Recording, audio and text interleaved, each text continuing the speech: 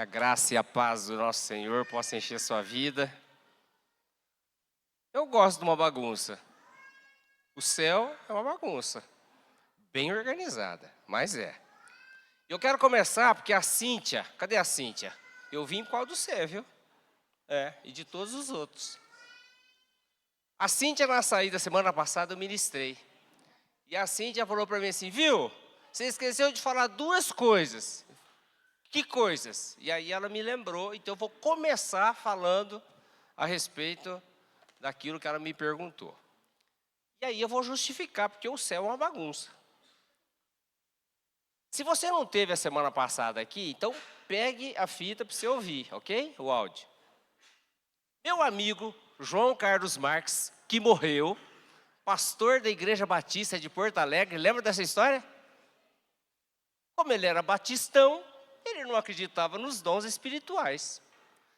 Quando ele estava com Jesus, eu vou resumir, Jesus mostrou uma tela gigantesca e a vida dele foi passando. E aí, tinha várias coisas escritas e tudo borrada. Como eu ministrei que as pedras têm memórias, depois você vai entender que eu vou retomar um pouquinho. Ele falou para Jesus, que está escrito aí. E Jesus falou assim, não faço nem ideia. Ah, faz sim. Ele falou, faz sim. O senhor sabe todas as coisas? Ele disse, quando eu perdoo pecados, eu nunca mais me lembro. Lembra que eu falei assim, só tem uma coisa que Deus não se lembra, porque Deus tem memória, e quando Ele fala uma coisa, Ele cumpre. É ou não é? Pega a história de Noé, e lembrou-se Deus de Noé. Parece que Deus tinha esquecido. Lógico que não. Então, esse é um ponto. Esse João Carlos Marques ficou incomodadíssimo, porque ele viu um monte de irmãos conversando. É uma multidão. E aí ele falou para Jesus, viu, esse povo não para de falar? Ele estava incomodado com aquilo. E Jesus falou assim, deixa eles, são meus irmãos, estão em comunhão. E ele disse que toda vez que ele vê os irmãos tendo comunhão, ele lembrava. Ele já morreu e foi para o céu. A segunda coisa, eu falei a respeito do tabernáculo. Eu passei um pouquinho sobre o tabernáculo. Por quê? Porque eu estava falando sobre a igreja.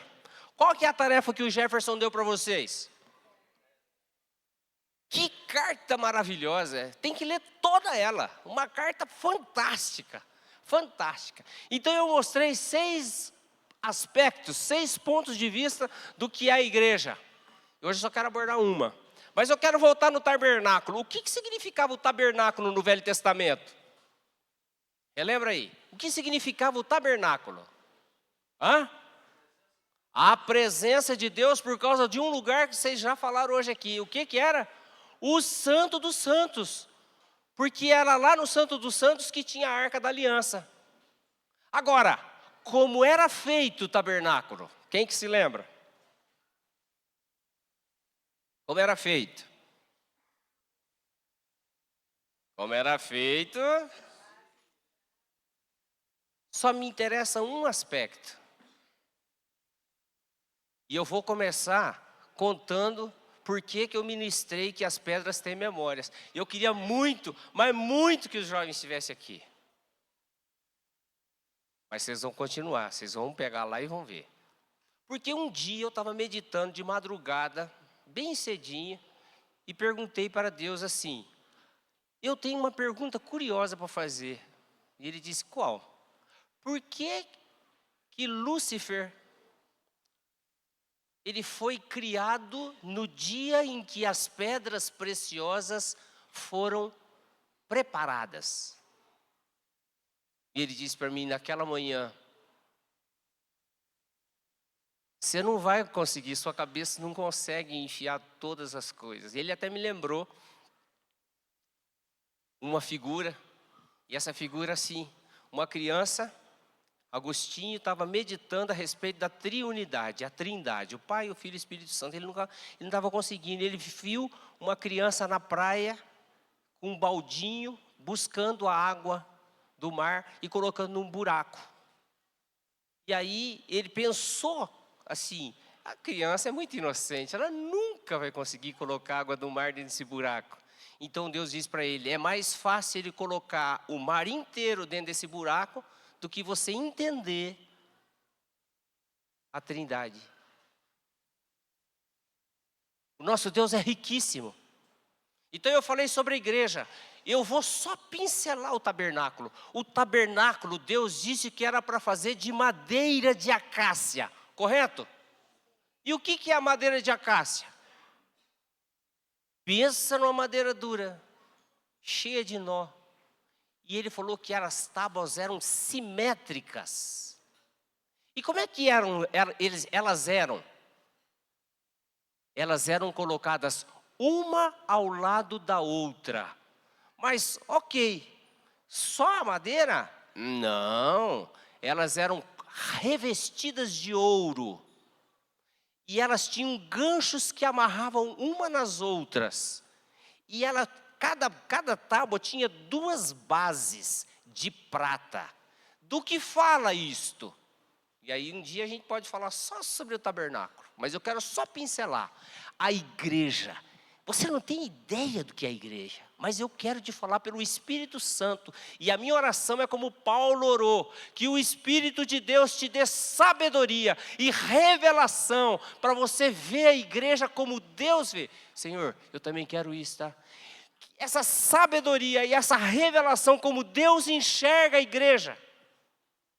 Não existe em nenhum lugar do planeta algo semelhante à igreja do Senhor Jesus. Não existe, porque é um mistério de Deus. E já a gente vai falar.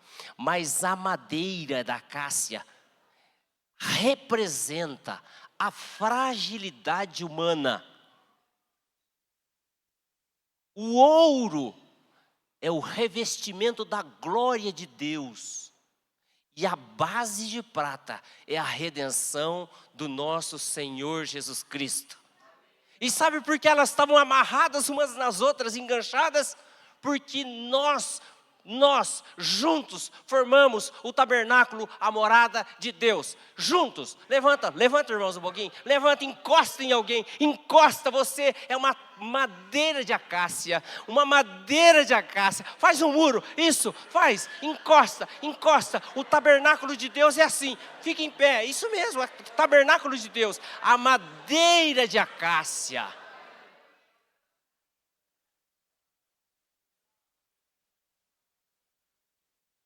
Amém, pode sentar.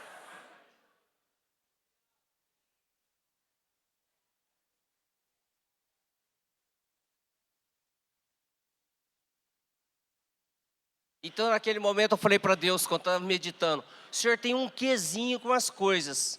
Como eu gosto muito de semiótica, né? É a minha profundidade, eu falei, pedra, não, eu não fui na pedra ainda, eu tinha falado sobre a madeira.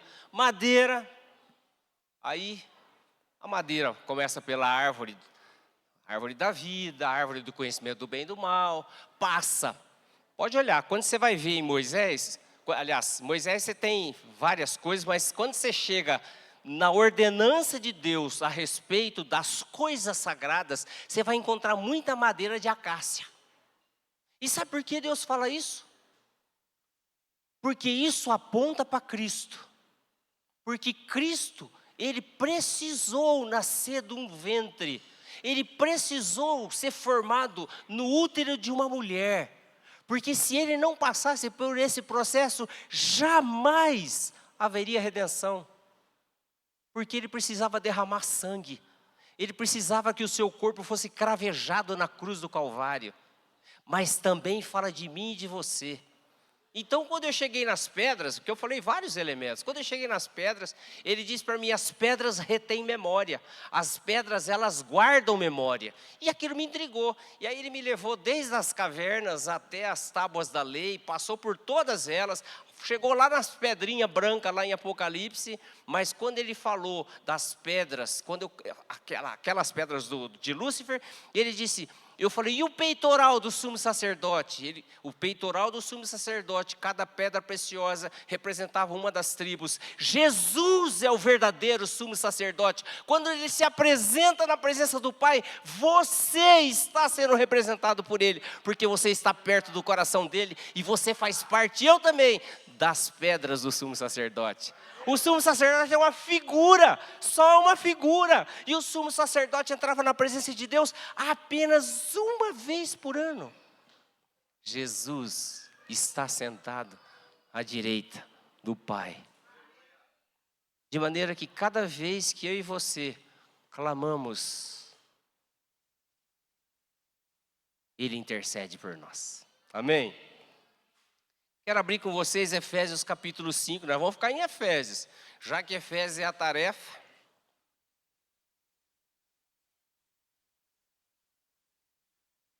Hoje aí o Marcos falou aqui para mim assim, Elvis, às vezes eu tenho uma dificuldade, talvez seja a sua, eu tenho uma dificuldade em orar por cura, orar por alguma coisa, exercitar um dom espiritual. Sabe por quê?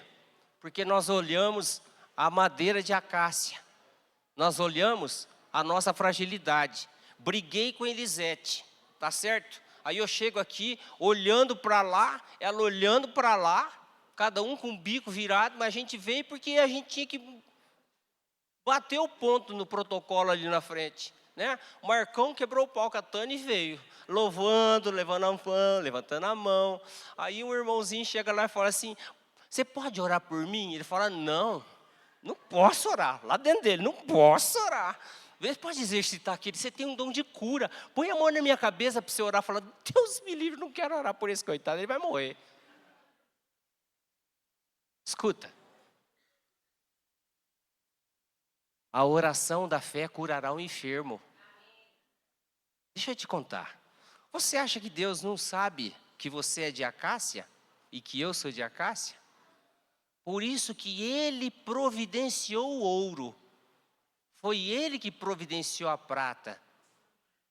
Agora, quanto a fazer você, acácia, cheia de nó, uma tábua, não é à toa que Ele foi um carpinteiro. Ele é experiente. Ele vai planear a nossa vida e vai usar todas as ferramentas que Ele puder, mas que nós seremos tábuas retas e seremos tábuas umas ao lado das outras, nós seremos, porque esta é a promessa e a palavra do nosso Deus. Amém? Vamos lá ler então. Efésios capítulo 5, do versículo 14 até o versículo 17. Pelo que diz, desperta tu que dormes, levanta-te de entre os mortos e Cristo te iluminará. Portanto, vede prudentemente como andais, não como nécios, e sim como sábios, remindo o tempo, porque os dias são maus. Por essa razão, não vos torneis insensatos, mas procurai compreender qual é a vontade do Senhor.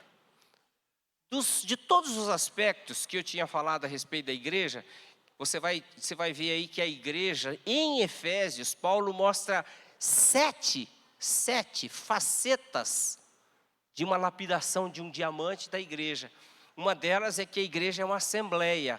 Capítulo 1, versículo 22. Se você quer anotar ou se você quer só olhar, vai lá. O outro é o corpo de Cristo, versículo 23, 23. Depois que ela é a obra-prima de Deus, capítulo 2, versículo 10. A família de Deus, capítulo 2, versículo 19. Eu estou fazendo só um resumo do que eu já falei, tá bom?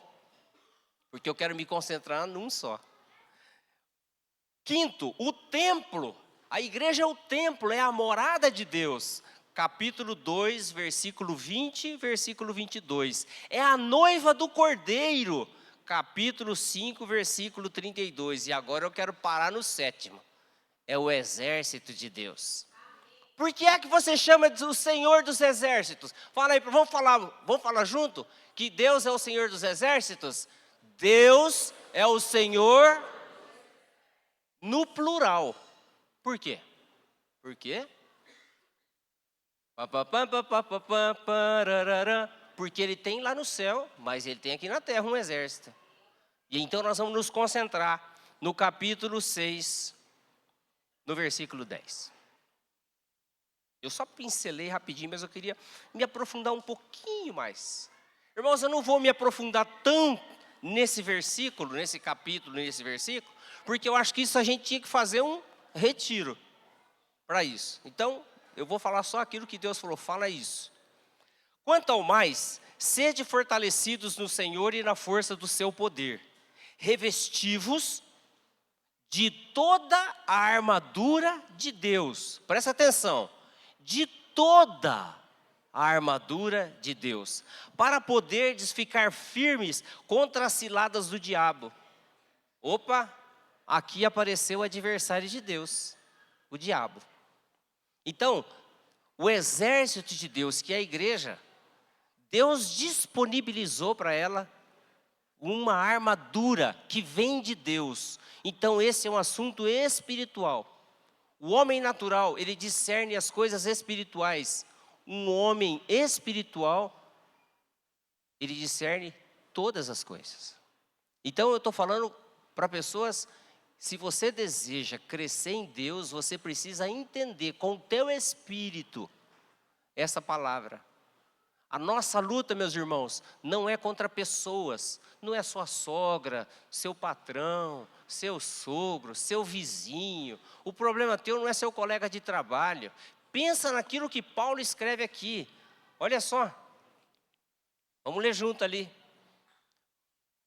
Revestivos de toda a armadura de Deus para poderdes ficar firmes contra as ciladas do diabo. Então o diabo, ele prepara ciladas para nós.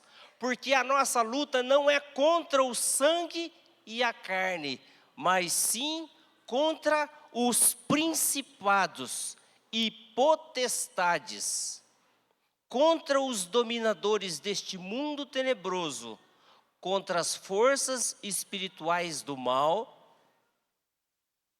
certo? Nas regiões celestes. Fala que tipo de inimigo nós temos e ainda fala onde eles ficam, nas regiões celestes. De acordo com a palavra de Deus, quantos céus vocês conhecem? Isso é o que você e eu até... Mas, ok, você conhece até o terceiro céu, certo? Qual é o primeiro céu? Qual é o primeiro? Esse é o primeiro céu. E o segundo céu? E o terceiro céu? Lembra quando o apóstolo Paulo foi arrebatado? Ele fala, eu não sei se eu fui arrebatado, como eu fui arrebatado. Eu sei que eu fui até o terceiro céu. E eu ouvi coisas inefáveis. Muito bem. Aqui nós encontramos os principados. Quem são os principados? Principado, tem principado em Mônaco, tem principado em várias coisas. Mas essa palavra aqui, que é uma palavra que o apóstolo Paulo está falando que é um inimigo nosso, no grego significa arche. A-R-C-H-E. Mas o que significa arche? Arche significa a máxima autoridade sobre nações, continentes. Onde você vai achar isso na Bíblia? Vamos para Daniel. Daniel é o lugar exato para você achar isso aqui. Daniel capítulo 10, versículo 13. Vamos lá.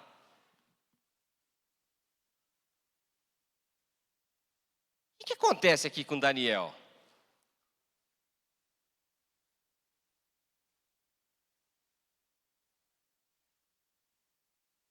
No capítulo 10, Daniel tem uma visão no rio Tigre.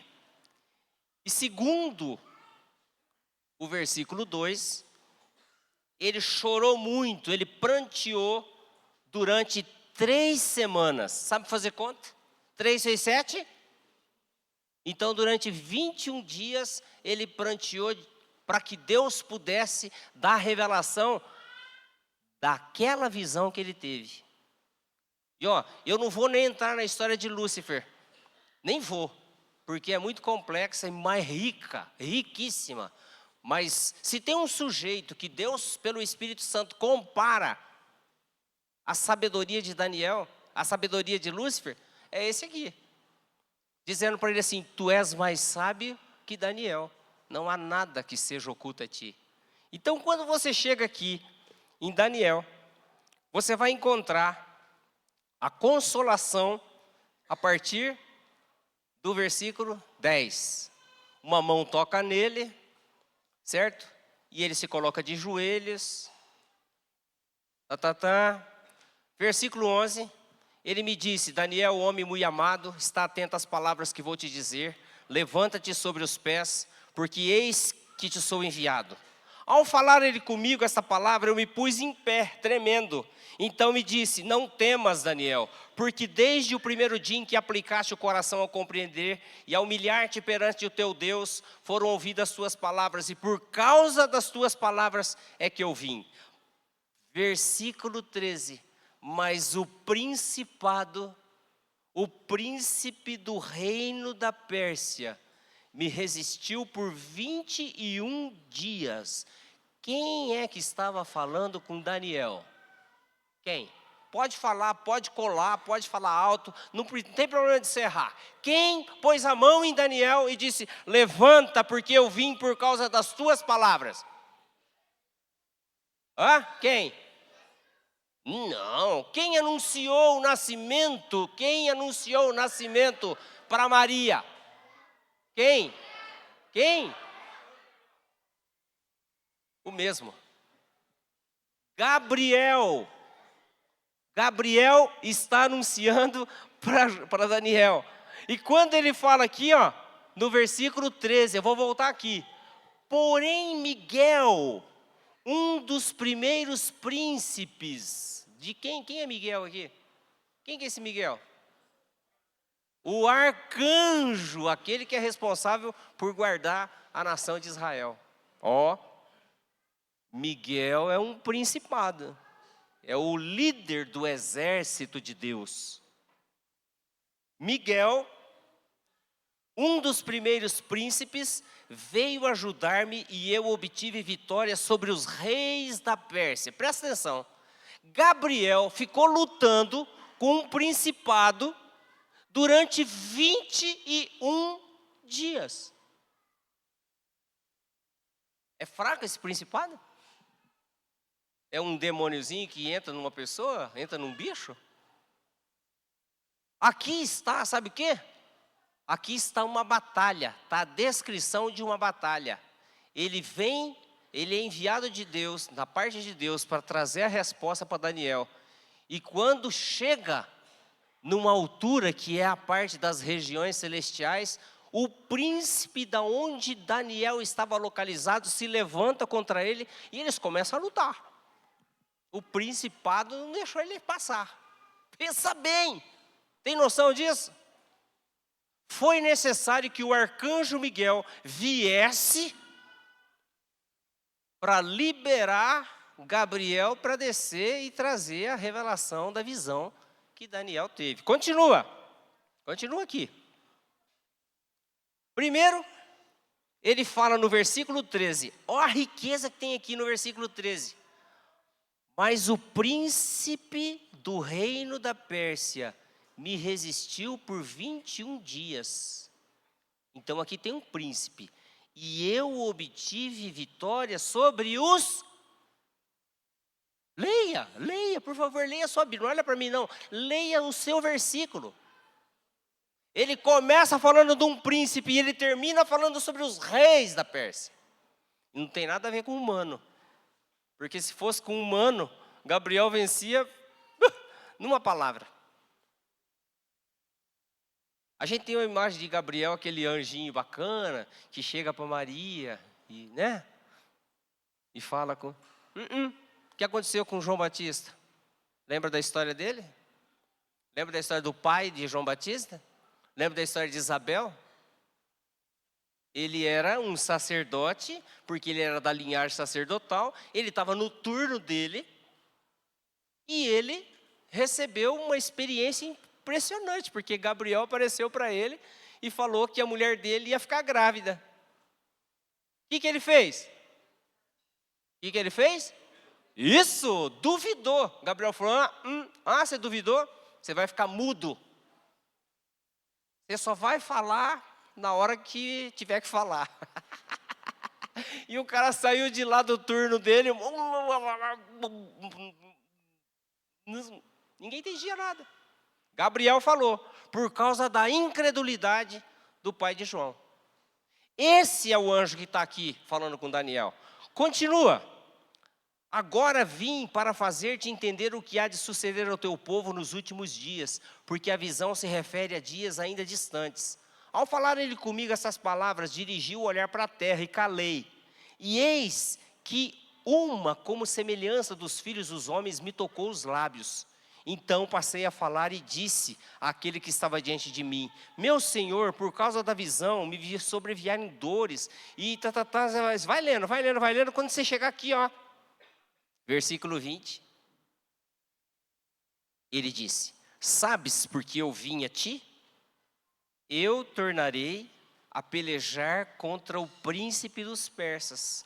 E saindo eu, eis que virá o principado da Grécia.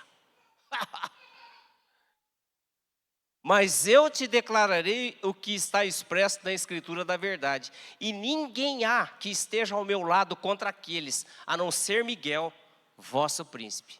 Então ele luta para vir e luta para voltar. Esse é um principado. Principado esse que Paulo fala que nós temos que lutar. Como lutaremos se nem Daniel, da experiência dele, nem Gabriel conseguiu? Como venceremos? Continua. Muito bem. Ele fala a respeito das potestades. Quem são as potestades? As potestades, não vou nem falar no grego, vou falar direto. São as autoridades inferiores que estão abaixo, estão debaixo desse domínio, desse governo, que são os principados, que são responsáveis por uma jurisdição, por uma área, por um tempo, um território, por um país, por dois, por talvez uma grande área, dada pelos principados. Eu até queria dar vários exemplos, mas tudo bem, eu vou dar um aqui. Marcos capítulo 5. Vamos lá, Marcos 5. Eu quero mostrar tudo isso para vocês, para falar para vocês, irmãos, nós não conseguimos vencê-los se não for pelo sangue do Cordeiro e se não for o Espírito de Deus, o poder de Deus que trouxe Jesus entre os mortos e que habita dentro de você. Que coisa boa, ó, que coisa maravilhosa. Deus nos deu do seu Espírito. Ele é o poder de Deus. O Espírito Santo está dentro da igreja, daqueles que foram lavados pelo sangue do Cordeiro. Irmão, nós somos blindados por esse poder que é o Espírito Santo.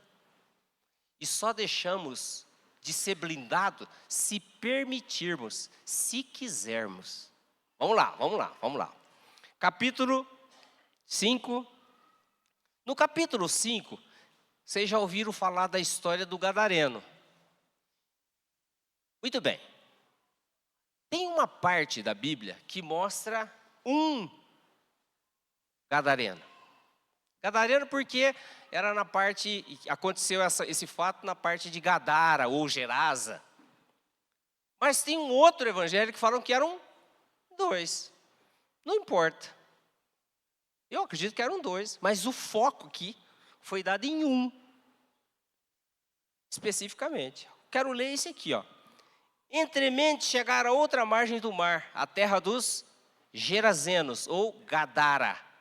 Ao desembarcar, logo veio dos sepulcros ao seu encontro um homem possesso de espírito imundo, o qual vivia nos sepulcros, e nem mesmo com cadeias alguém podia prendê-lo, porque tendo sido muitas vezes preso com grilhões e cadeias, as cadeias foram quebradas por ele e os grilhões despedaçados, e ninguém podia subjugá-lo.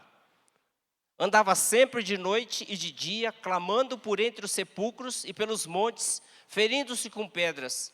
Quando de longe viu Jesus, correu e o adorou, exclamando com alta voz: que tenho eu contigo, Jesus, Filho do Deus Altíssimo? Conjuro-te por Deus que não me atormentes. Porque Jesus havia lhe dito: espírito imundo, sai desse homem. Então Jesus lhe perguntou: qual é o teu nome? Respondeu ele: Legião é o meu nome, porque somos muitos. Sabe quantos soldados compunham uma legião romana? 6.000 soldados. Entre 6 e 7 mil soldados compunham uma legião de soldados romanos. Ele não disse a quantidade, mas Jesus sabia, porque Roma dominava tudo, ele sabia, era a linguagem comum. Muito bem. Agora presta atenção no versículo 10. E rogou-lhe encarecidamente que os não mandasse para fora do país. Então, quando você lê as Escrituras, você tem que perguntar para o Espírito Santo que está te ensinando: por qual razão essa legião roga para que Jesus não os expulse para fora do seu território? E espera o Espírito Santo te responder. Irmãos, o povo de Deus, como diz as Escrituras, o meu povo está sofrendo, padece, porque lhe falta. Mas sabe por que falta conhecimento? E agora eu quero dar uma pausinha e voltar lá, na experiência anterior. O Espírito Santo me diz assim: Satanás usará as pedras para derrubar as pedras. Lembra que eu disse para vocês isso? Lembra? Ele vai usar as pedras para derrubar as pedras. Que eu não entendi, eu fiquei uma manhã inteira, ele falou muita coisa, me enriqueceu. E ele falou: não, chega, por hoje chega. Depois, em outro tempo, eu estava tomando banho, e ele disse: está pronto para a gente dar sequência naquela conversa? Eu falei: agora mesmo, desliguei o chuveiro, rapidinho me enxuguei e fui para o meu canto. E ele me falou como que Satanás vai usar a tecnologia para desviar os santos. Sabe por que você não tem tempo? Eu também muitas vezes peco por não meditar na palavra. Por causa disso aqui, tecnologia. E Deus me ensinou que as pedras tinha a ver, até na minha experiência ele falou assim: você trabalha com isso? Porque eu não estava entendendo. Para ele, eu falei: esse é um enigma, aquele enigma de Sansão, me ajuda. Ele disse: você trabalha com isso e não sabe? Eu falei: que trabalha com isso o quê? O quê? Me fala mais. Ele falou: com que você trabalha? Eu falei: eu trabalho com publicidade. Ele falou: não, publicidade é só o resultado do seu trabalho. Qual que são as suas ferramentas? E eu: tá. Computador. Ele falou: computador. Ele falou: vai mais profundo. E aí eu pensei, ele falou: silício. Porque tudo começou porque ele falou: as pedras retêm memória. Aí eu falei: comecei a entender. Irmãos, nós não meditamos mais, nós não conhecemos mais, e nós não buscamos mais o Senhor, porque nós gastamos muito tempo com as redes sociais, em estrolar, e passar o dedo, e querer saber das novidades que estão acontecendo no mundo. Deixa eu te dizer uma notícia: você não vai vencer.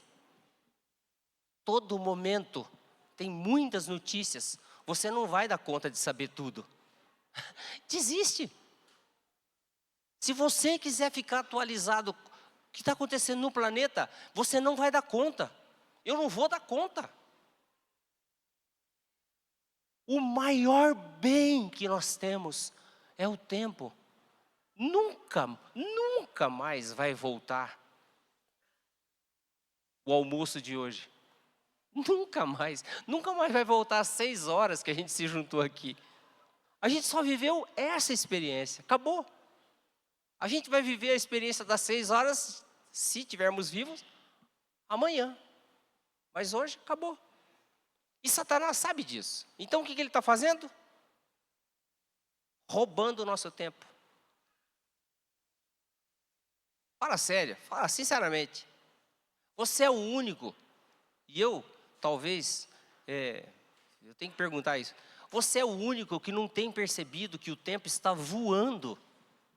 Essa semana, em várias situações, eu vi pessoas falando do meu lado, uma com a outra. O que aconteceu?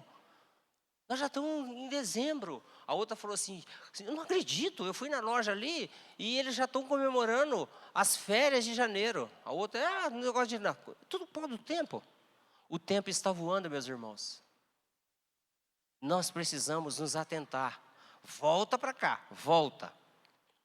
Você tem que perguntar, por que essa legião pediu encarecidamente para que Jesus não os mandasse para fora do país?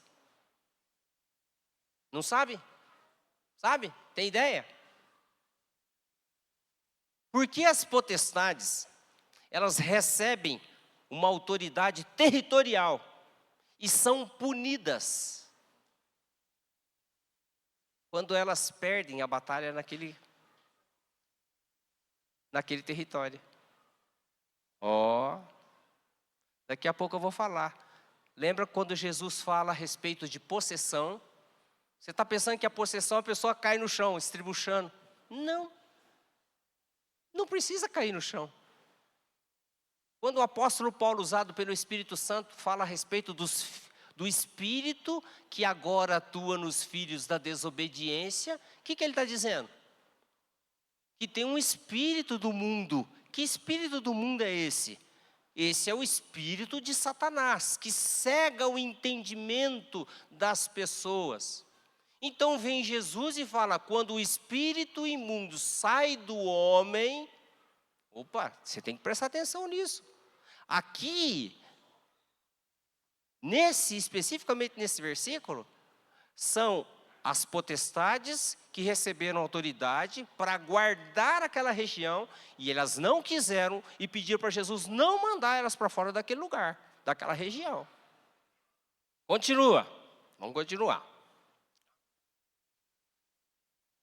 Terceiro inimigo, forças espirituais do mal. O que significa as forças espirituais do mal? É um conjunto de soldados em guerra. Só nesse gadareno tinha quantos? Né? É um conjunto, é igual um exército. Então as forças espirituais do mal, elas são milhares de milhares, é impensável a quantidade. Irmãos, Apocalipse fala que quando Lúcifer se rebelou contra Deus, e eu não vou entrar na rebelião dele, eu só vou falar que ele se rebelou, e você sabe que ele se rebelou. Ele arrastou com a sua cauda 1/3 da milícia celestial. E a política começou lá, porque ele negociou os cargos. Você acha que principado e potestade é o quê? É cargo. Ele tem os seus príncipes. E você já ouviu falar dos príncipes deles, né? O que Paulo enfrentou em Éfeso? O que Paulo enfrentou em Éfeso? A Diana. Lembra da Diana? O que era aquilo lá? Um principado. Agora, deixa eu te perguntar, existe principado feminino? Existe? Existe disfarçado de feminino, mas é altamente masculino. E por que então faz essa sexualidade? Porque esse é o lado afetivo do homem. A mãe, né? Se eu puxar só o fio, eu começo lá atrás. Lá atrás, e vem vindo. Vocês sabem que tem em Gênesis um personagem lá perto da época de Noé? Me faz voltar aqui, hein? Eu vou lá, mas vocês fazem eu voltar aqui. Promete? Vamos lá. Sabe por que eu gosto de Gênesis? Sabe por que eu amo Gênesis? Porque Gênesis esconde muito mistério de Deus, que influencia a nossa vida hoje. Hoje, 2024. E vai, na virada desse ano, essa potestade feminina vai receber muitas oferendas no mar. É a mesma. Ou você acha que esse monte de deusas que receberam e empoderou as mulheres durante todos esses tempos é quem? É o mesmo principado. Não mudou nada. Olha aqui. Vamos lá. Gênesis. Olha que mistério que tem aqui maravilhoso. Esse sujeito, vocês têm que estudar ele. Vamos estudar junto. Olha lá. Capítulo 2, capítulo 3, capítulo 4, capítulo 5. Quando você chega no capítulo 6,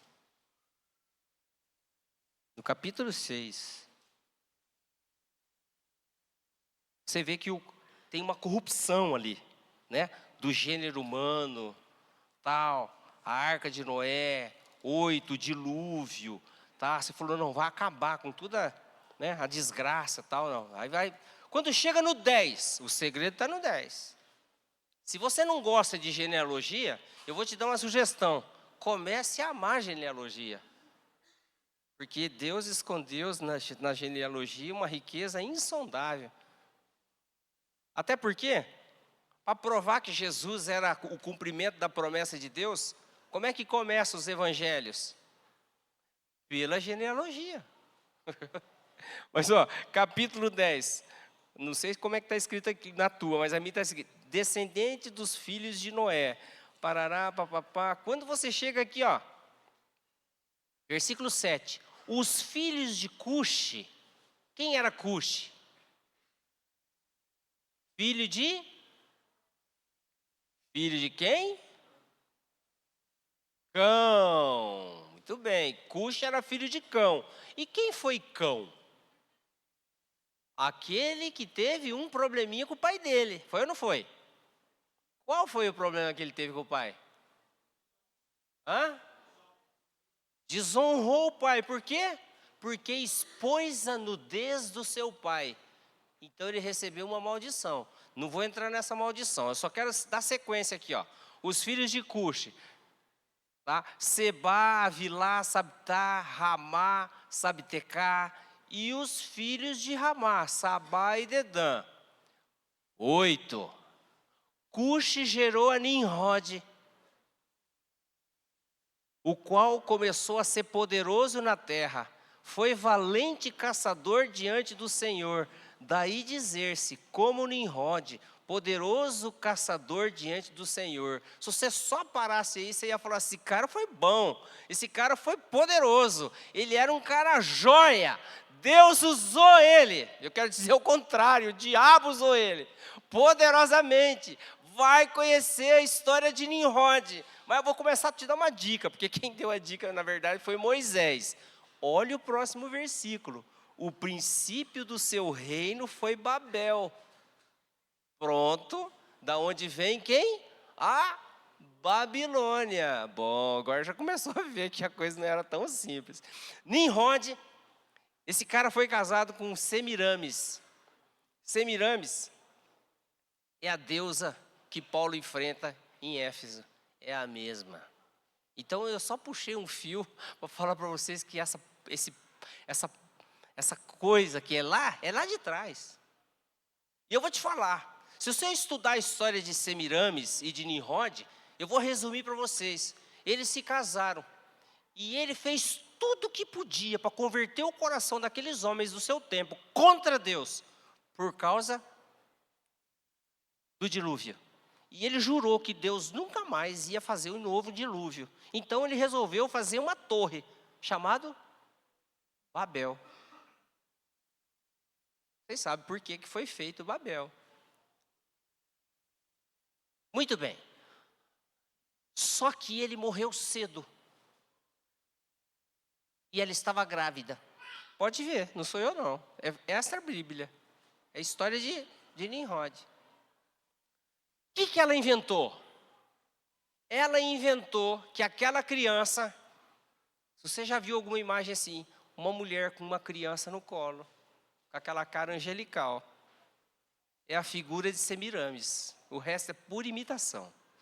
Ela disse que aquela criança era a encarnação de Nimrod, porque ela não queria perder o poder. O nome dela? Semiramis. E aonde que está isso na Bíblia? Vixe, pode ver lá, Ezequiel capítulo 8, versículo 14. O que é lá? Semiramis e Nimrod, pai de Tamuz. Está lá. Tamuz. Quem que era Tamuz?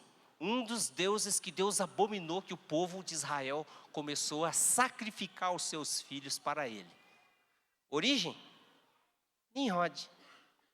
O que tem a ver com principado e potestade? Tudo. Porque nós temos que saber a quem servimos. Hoje, muitos cristãos, eu vou dizer para vocês com tristeza, acendem de manhã, de tarde e de noite, um incenso para Mamon. A vida deles é em torno do avarentos. A palavra diz que a avareza é igual à idolatria. E diz que não entra no céu. Então nós precisamos, como igreja, entender o mundo espiritual. Por que nós humanos gostamos tanto de poder? Por que nós humanos gostamos tanto de correr atrás de dinheiro, de grana? Tem a ver com o mundo espiritual.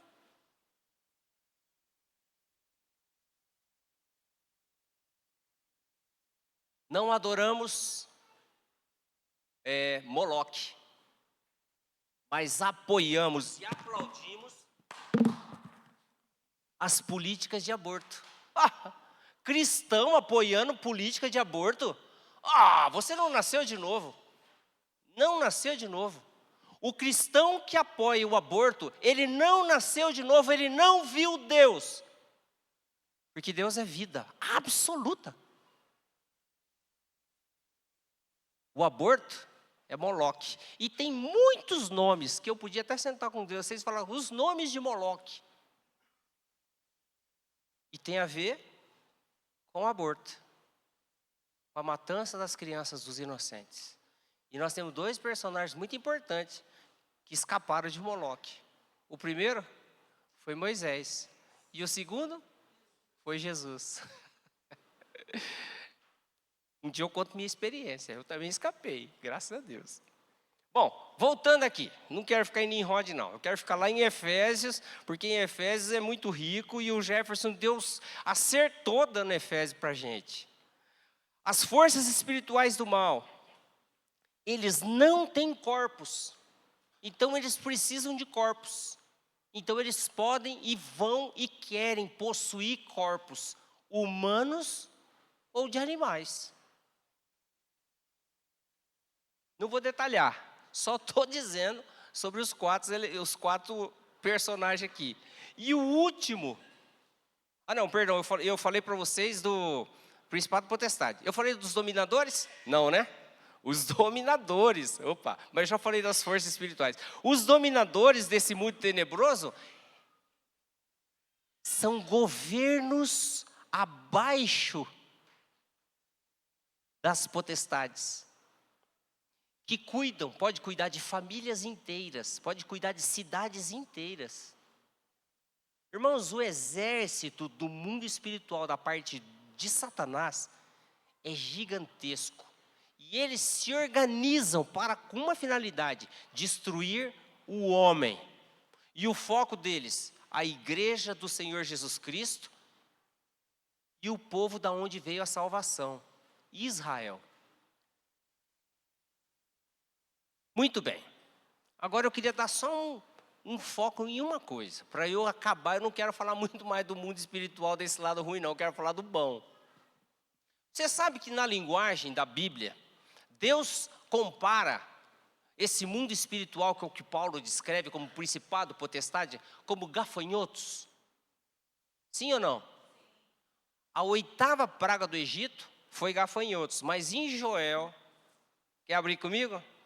Capítulo 1, versículo 4, fala de 4 tipos de gafanhotos. Ele está falando do mundo espiritual. Eu não vou ler, você vai ler aí. Eu só vou contar para você. Tem 4 tipos de gafanhotos. E nós precisamos discernir que esses gafanhotos estão destruindo. O que faz um gafanhoto? Aí os meninos que são da área agrícola aí. O que faz um gafanhoto, Felipe? Dia e noite sem parar, é ou não é? Quando vem uma nuvem de gafanhoto, meu Deus do céu, vem uma nuvem e vai destruir tudo. E destrói mesmo. Então aqui fala do primeiro, que é o cortador. Você vai achar lá em Apocalipse também fala sobre os gafanhotos. Mas tudo bem, vamos ficar só aqui. O segundo é o migrador. O cortador, ele vem, ó, só corta. O migrador, ele sai daqui, vai para lá, vai para lá, vai para lá. Inclusive são espíritos. E esses espíritos, às vezes, perturbam tanto as pessoas que elas não conseguem ficar num lugar. Elas são incomodadas. Você nunca parou para pensar que tem pessoas que estão na rua e são até andarilhos, são andarilhos. E não tem motivação para estar na rua. Porque às vezes a família é bem de vida, é bem sucedido, mas ele não quer ir para casa. E ele não quer ir para casa de abrigo nenhum, porque ele quer morar na rua. Isso é absolutamente espiritual. Cortador, migrador. Terceiro, devorador, citado em Malaquias. Quando o Senhor em Malaquias fala sobre os dízimos e as ofertas, ele fala sobre esse gafanhoto. Por vossa causa repreenderei o devorador. E o quarto é o destruidor. Esses 4 gafanhotos foi sintetizado por Joel para dizer que a nossa luta espiritual. Lá em Malaquias, o Espírito Santo deixa para nós um importante lembrete. É possível, e Deus é que tem o controle sobre os gafanhotos. E todo o Velho Testamento você encontra algumas vezes que Deus fala assim: eu ordeno ao gafanhoto. O controle sobre os gafanhotos, quem tem é o nosso Deus, o Deus que nós clamamos e o Deus que viemos hoje adorar e exaltar. Talvez a sua vida está assim, virada de perna para o ar. Vida financeira está uma desgraça. Então eu quero dizer uma coisa para você, posso falar? Vocês permitem eu falar? Eu não vou falar bobagem não. Se eu falar, vocês me chamam a atenção na próxima reunião. Mas eu vou falar. Se você não é dizimista, você está lascado. Não é comigo. É que tem um devorador.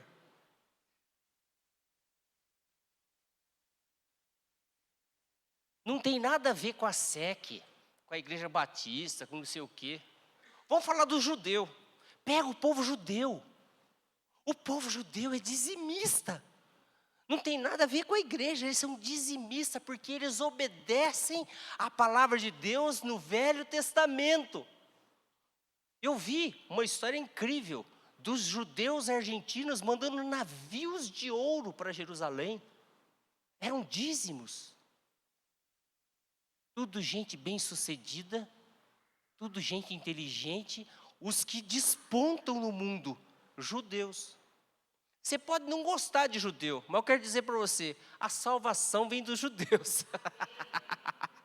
Você pode ter problema com os judeus, mas eu quero dizer para você, a salvação vem dos judeus. O fato é que se a sua vida está virada do avesso na área financeira, acho que valia a pena você estudar um pouquinho sobre o devorador. Mas tem outras coisas, enfermidade, está tudo aqui nesses gafanhotos. Vamos para frente. Se você está anotando, 2 Crônicas, capítulo 7, versículo 13. Anota assim: Deus tem controle sobre os gafanhotos. Agora eu quero voltar no Novo Testamento. 1 Coríntios, capítulo 2, versículo 14 e 15. Vamos lá. Você quer que eu fale de novo? Falo.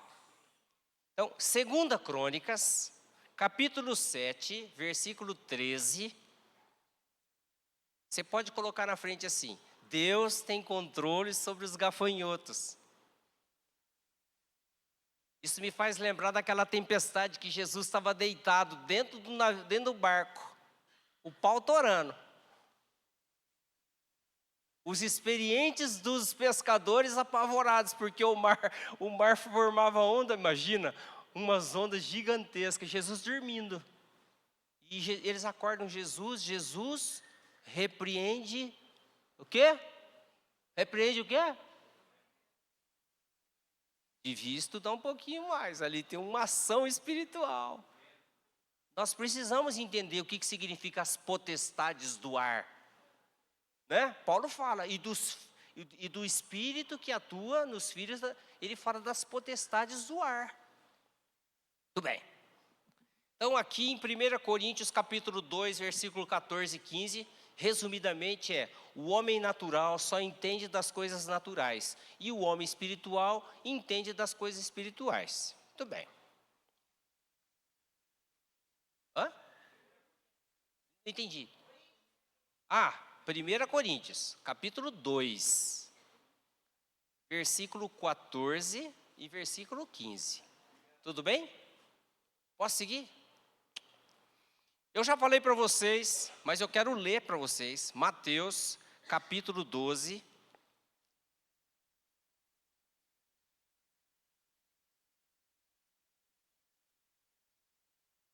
Capítulo 12.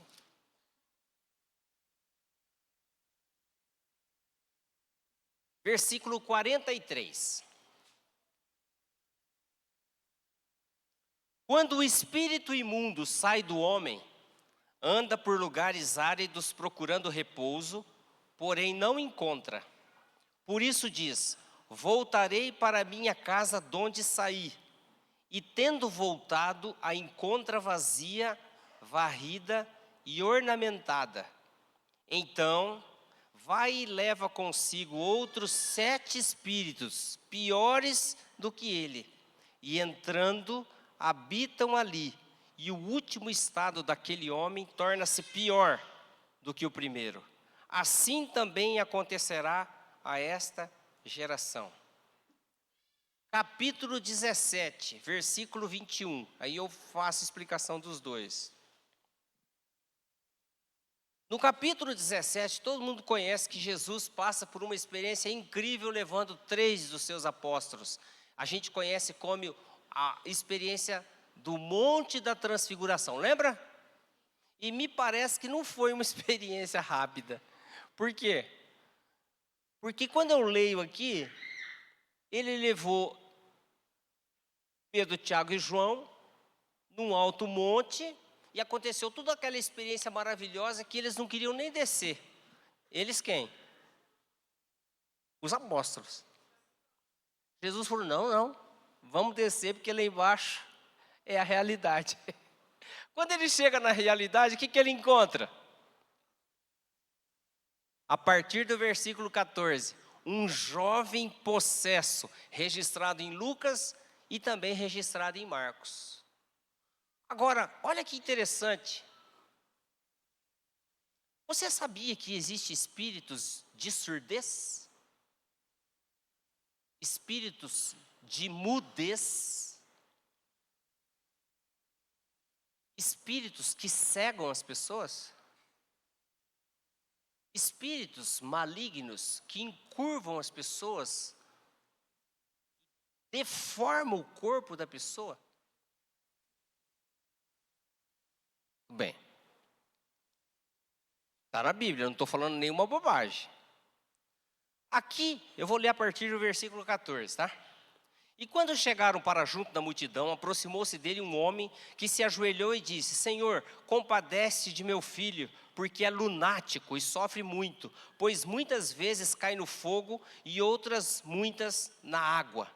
Apresentei-o aos teus discípulos, mas eles não puderam curá-lo. Jesus exclamou: ó geração incrédula e perversa, até quando estarei convosco? Até quando vos sofrerei? Trazei-me aqui o menino. Então, era um menino. Que idade tinha? Não sei. Podia ser adolescente, podia ser maiorzinho, mas era um menino. Não me parecia um adulto. Parecia para você? Parece para um adulto? Não me parece um adulto. E Jesus repreendeu o demônio, e este saiu do menino, e desde aquela hora ficou o menino curado. Vai no versículo. Bom, deixa eu continuar aqui. Então os discípulos, aproximando-se de Jesus, perguntaram em particular: por qual motivo não pudemos nós expulsá-lo? E ele lhes respondeu: por causa da pequenez da vossa fé.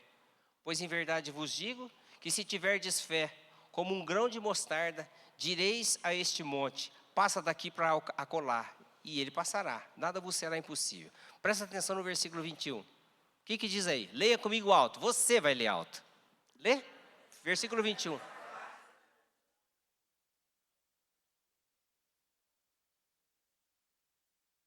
Mas se a igreja não ora, o que faz? E se não jejua? A igreja precisa jejuar. E precisa orar. Por que o jejum e a oração combinadas, esses dois combinados, dá tanto poder? Precisamos perguntar isso. Porque o jejum, e eu não estou dizendo que, não estou falando da tua dieta não. Tua dieta é problema teu. Pode fazer à vontade, só que vai servir só para essa vida. O que Jesus está falando é jejum. É uma atitude tua, diante de Deus em oração. Não é para buscar o favor de Deus para a sua vida. É para que Ele possa se revelar para você. Se mostrar para você. Você sabe que me preocupa muito hoje, sério? Me preocupa muito hoje. Eu já falei para os irmãos, mas vou falar para vocês. Se vou falar bobagem, vocês me chamam a atenção, tá bom? Não agora para não ficar feio. A igreja me parece que compete demais com a Disney. E Gálatas fala a respeito de um outro Jesus. É Jesus mais alguma coisa. Deixa eu dizer para você, não precisa de pirotecnia, fogos de artifício, não precisa ter não precisa de nada de artifício para aprender o verdadeiro cristão. Ele quer a palavra de Deus. Escuta, eu vou repetir para você. Paulo fala, quando ele fala para os irmãos, ele fala assim, ó, eu não vim aqui ostentando palavra bonita, eu não vim aqui, eu vim por causa do poder de Deus. Sabe o que é o poder de Deus? O Espírito Santo. Irmãos, nesse tempo que a gente está vivendo, que é o último, nós estamos pertinho, muito perto de grandes acontecimentos. Não se distraia, nem que seja na igreja. Não se distraia. Foco, foco, foco, foco. Sabe aonde? Foco na palavra de Deus.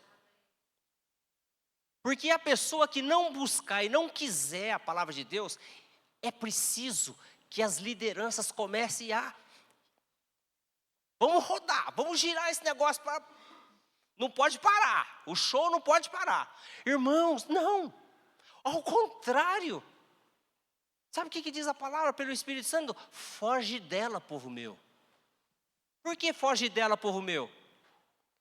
Basta você ler Mateus, quando Jesus fala a respeito do tempo do fim, na partezinha do fim. Ele fala sobre o entretenimento. que o homem vai estar distraído. E ele está falando para o povo dele. Distração. E o Jamê falou uma coisa impressionante, ele falou sobre a distração. O que é distração? Vamos ver se vocês estavam prestando atenção. Meninas, vocês são muito atenciosas. O Jamê veio aqui e falou sobre a distração. O que é a distração? Isso, duas trações opostas, brigando. Então, quando você está aqui, olhando o seu celular para ver as redes sociais, você está distraído. Quando você está aqui, louvando, mas pensando no seu trabalho amanhã, como é que você vai resolver o problema A, B, C, D, E? Você está sob duas pressões, duas trações. Sabe quando a palavra de Deus fala a respeito da gente ser 100% dele? Que foi a palavra que o Jamil falou também, muito linda. O íntegro é quando você vier para a reunião, e agora eu vou falar um palavrão, tá? É melhor você não vir. Se você quer vir, ficar só 10% aqui e 90% no seu time que está jogando. Você está aqui com raiva, porque o culto é na mesma hora que o teu time está jogando. Fique assistindo o seu futebol. Deus não aceita um cordeiro com uma manco. Não, nem ofereça. Fica no seu tipo de futebol. Mas se você vier, entregue-se 100% ao Senhor. Deixa eu te falar. Você precisa do Espírito Santo? Eu não estou falando do Espírito Santo de quando você aceitou Jesus e ele veio morar dentro de você. Eu estou falando do batismo com o Espírito Santo. Eu estou falando do poder de Deus. Tem duas coisas que eu amo em Jesus falar. Quando ele fala das pedras preciosas, ele compara o reino de Deus com uma pérola de grande valor. E ele fala sobre um tesouro no campo. Pensa bem, um homem que encontrou um tesouro no campo, ele tropeça na alça de um baú. E quando ele vê que é um baú cheio de riqueza, o que ele faz? Espertamente, coloca um monte de árvore, pedra, tudo em cima. Faz o que ele pode para comprar aquela terra, porque aí o tesouro é dele. É ou não é? Irmãos, no mundo espiritual, as pedras preciosas, a riqueza, não tem riqueza maior, não existe riqueza maior que Deus pôde repartir. Ele fez um pacote e nos deu. Sabe qual que é o pacote, o mistério de Deus? Jesus. Jesus tem tudo nele. E sabe o que Jesus fez? Está lá em João. Jesus fala assim, eu preciso ir. Porque quando eu for, eu libero o meu espírito para vir ficar no meu lugar. E sabe o que o Espírito Santo veio e trouxe junto? As pedras preciosas que ele tem. Você acha que pedra preciosa e toda a riqueza que o homem é fascinado, isso é coisa do mundo natural? Não, irmãos, e nem de Lúcifer. Isso é puro Deus. Só que é uma linguagem figurada também. Porque a maior riqueza de Deus não é nem a rua de ouro da cidade eterna. É o que Ele dá para a gente, os dons espirituais. Você impõe a mão e o enfermo é curado. Você lê Atos lá, é até mal interpretado. A sombra de Pedro curava as pessoas. Aí o povo adora Pedro. Não é, meu filho, você não entendeu. O Espírito Santo está tão cheio. Pedro está tão cheio do Espírito Santo que só a sombra de Pedro já curava. Mas não era Pedro, era o Espírito Santo que estava dentro dele. Você quer ter uma experiência com o Espírito Santo? Paga o preço. No mundo espiritual tudo custa. Você acha que é de graça? De graça foi o que Jesus fez na cruz. Mas custou para ele. E custou para o Pai. E custou tudo. Paga o preço. Qual é o preço? Levanta de madrugada. Põe sua cara no chão, que nem Daniel fazia 3 vezes por dia. Paga o preço. Jejua. Ah, mas isso é muito... Ah, eu não aguento. É assim. O mundo espiritual tudo custa. Você precisa pagar o preço. Agora, irmãos, Jesus fala, que aquele que quer buscar o Espírito Santo, e não está falando do Espírito Santo morar dentro de você não, está falando sobre o batismo com o Espírito Santo, que é a experiência em que ele reparte com você, ele concede para você dons espirituais. Essa riqueza você tem que buscar, ela não vai acontecer assim, tá. Antes de eu seguir, sabe aquela irmã que eu te contei? Semana passada eu contei de uma irmã, uma querida, que o marido dela me ligou, 7 horas da manhã, eu estava indo para o Estica Véia. Estica Véia é Pilates, eu e Elisete. E aí, eu olhei, falei, ué, essa hora, entendi. Elvis, minha mulher está tendo um AVC aqui, o que eu faço com ela? Falei, como assim? Ela só falou para mim assim, chama o Elvis, chama o Elvis, chama o Elvis. Falei, vou agora. Falei para Elisete, avisa que nós não vamos. Ele disse, vazamos. Chegamos lá, que AVC. Ela estava tendo uma experiência com o Espírito Santo, tão fantástica, tão tremendo. Eu disse, vocês querem ouvir o testemunho dela? Dá tempo ou deixo para o próximo final de semana? Posso deixar para o próximo final de semana? Então vem aqui. Quero que você conte aqui a sua experiência. Irmãos, nada se compara à experiência do Espírito Santo dentro da sua vida. Essa aqui é a Daniela, uma amada irmã, novinha na fé. Não precisa, mas preciosa. Eu amo ela, marido dela, os filhos dela, tem 2 filhos que estão indo para a faculdade agora. Pensa numa irmã preciosa. Uau! Então essa irmãzinha, ela teve uma experiência que eu queria que ela mesma contasse. Eu e Elisete só assistimos. Boa noite, tudo bem? Antes de eu contar dessa experiência, tem uma outra coisa que aconteceu que só quem sabe é a Dalva, a Beth e a Mário. Uma noite, eu estava dormindo e eu sonhei que eu orava em línguas. E nesse sonho, que agora eu sei que não foi um sonho simplesmente, o Senhor me levava num lugar muito feio e muito triste. Era um lugar onde se maltratavam crianças. E para quem não sabe, eu sou dentista de criança e eu sou apaixonada por crianças. Eu amo, amo. E o Senhor me levou num lugar onde as crianças estavam enjauladas e sofrendo maus tratos e abusos. E foi uma visão terrível.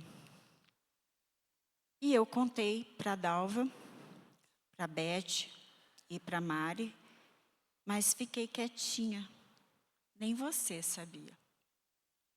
E a Dalva falou assim para mim, Dani, fica quietinha e não comenta com ninguém, porque você vai ser batizada com o Espírito Santo. E passaram-se alguns meses, e na semana passada, foi numa quinta-feira, eu tinha que trabalhar cedinho, meu esposo também, tinha que chegar cedo na universidade. E eu, na noite de quarta, nós fomos dormir, como de costume, fiz as minhas orações. E eu sonhei que eu estava numa festa. Uma festa grande, com muitas pessoas, uma festa na praia, tinha praia no meio. E em algum momento, eu comecei a ficar letárgica. Como se você quer falar e não consegue. Como se você tivesse, eu nunca usei droga, mas eu imagino, né, que seja assim, que você está aérea. E eu não conseguia me movimentar. Eu meio que me arrastava pelo chão, como se fosse um lagarto, uma cobra, não sei. E eu fui passando em vários lugares.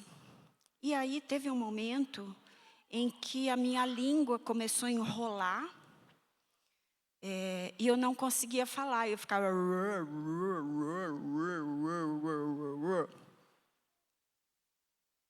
Aí teve um momento em que eu comecei a voar.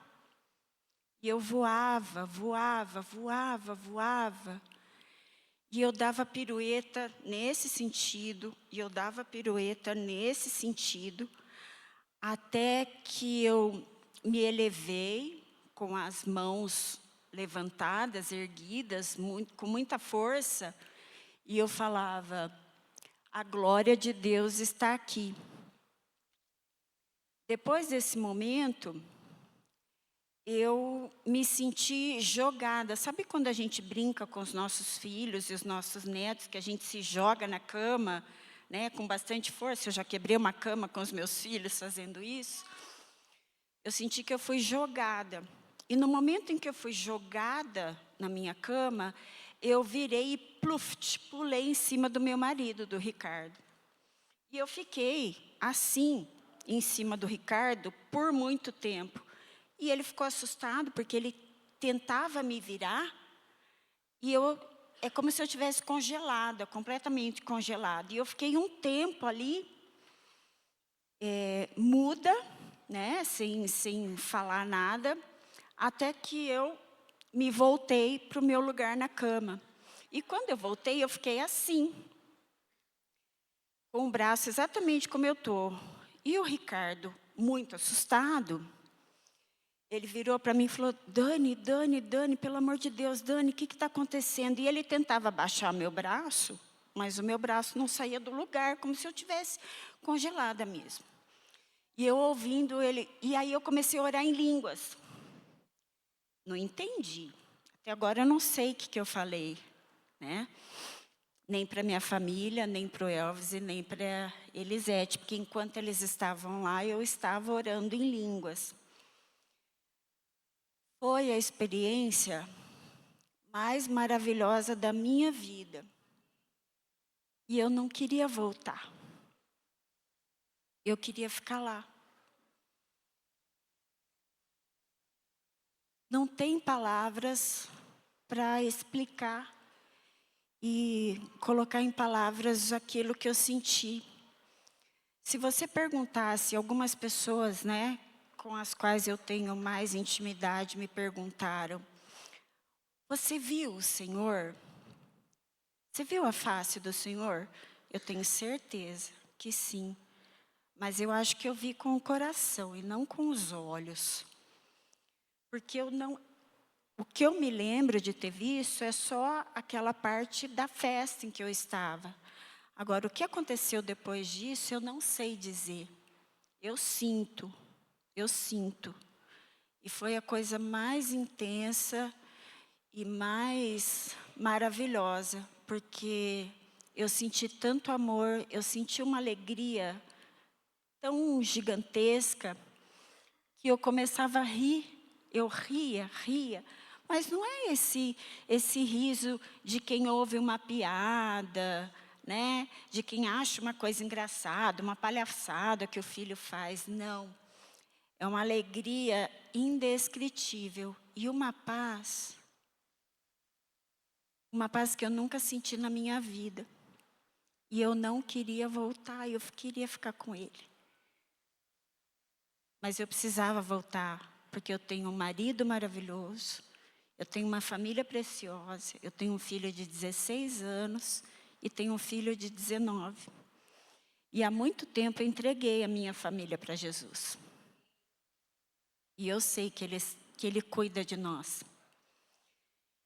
E nesse momento, né, que eu voltei, que o Ricardo tentava me acordar, e ele perguntava as coisas, e eu não conseguia verbalizar, né, em língua portuguesa. Eu falava uma língua estranha, e ele, apavorado, o meu menino mais novo já estava pronto de uniforme, que ele saía para a escola às 7 da manhã. Isso foi umas 6 horas da manhã. Que hora que você chegou na minha casa?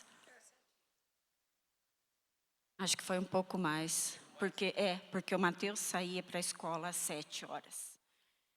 E o Ricardo chamou o Mateus e foi acordar meu outro filho, falando: vem me ajudar, que a mamãe está doente, a mamãe está tendo um AVC. Ele achava que eu estava tendo um AVC e que eu estava morrendo. E o meu filho, caçulo, Mateus, do meu lado, ele chorava copiosamente. Chorava, chorava, chorava. E quando o Ricardo chamou o meu filho mais velho, Davi, e falou para ele: Davi, vem me ajudar a trocar a mamãe, porque a mamãe teve um AVC, está tendo um AVC, e nós vamos levá-la para o hospital. O Davi depois me contou que quando ele ouviu esse relato do pai, ele ficou assustado, mas na hora que ele entrou no quarto, ele sabia que não era um AVC. Ele sabia, ele falou, tanto que ele estava sereno. O Mateus ficou desesperado, mas o Davi ficou sereno. E eu ouvia, eu não conseguia falar, mas eu ouvia tudo que eles estavam conversando e tudo que eles estavam fazendo, eu via e ouvia. E o Ricardo começou a ligar, eu ouvia ele ligando para a ambulância. Ele chamou a ambulância, mas não sei para onde ele ligou, e a ambulância não podia vir até a minha casa. Nisso ele foi pegando roupa, me colocando short, camiseta, sutiã, me vestindo, tudo, porque eu estava de camisola. Você chegou, eu já estava vestida. E quando ele chamou a ambulância, eu falava, e eu tentava falar, não, chama a Dalva, que primeiro eu chamei a Dalva, minha preciosa, querida.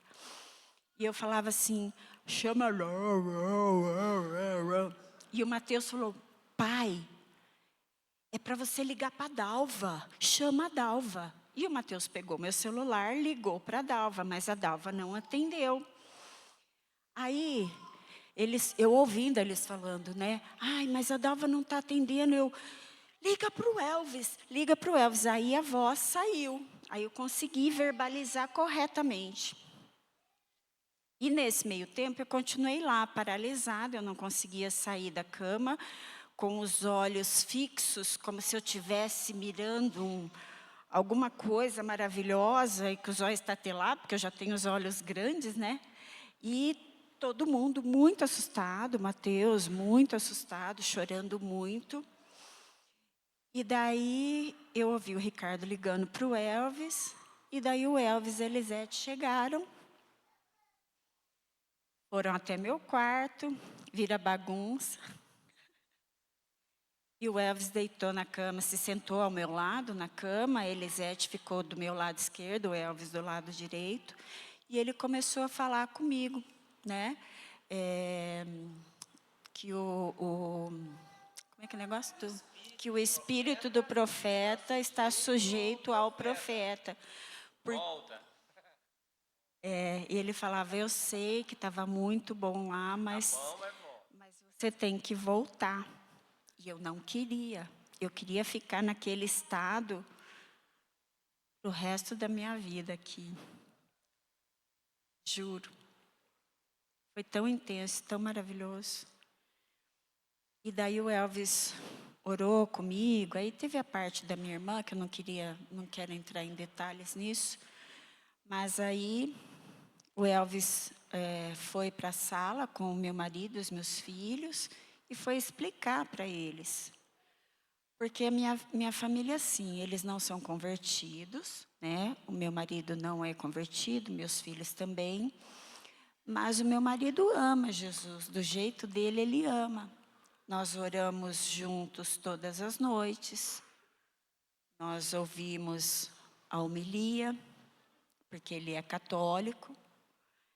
E uma sábia mulher uma vez me falou que o fato dele ser católico e não estar convertido, que isso não fosse uma pedra de tropeço na minha família e nem uma divisão. Então o Elvis explicou para eles o que estava acontecendo, né? Aí eles se acalmaram, ouviram a palavra.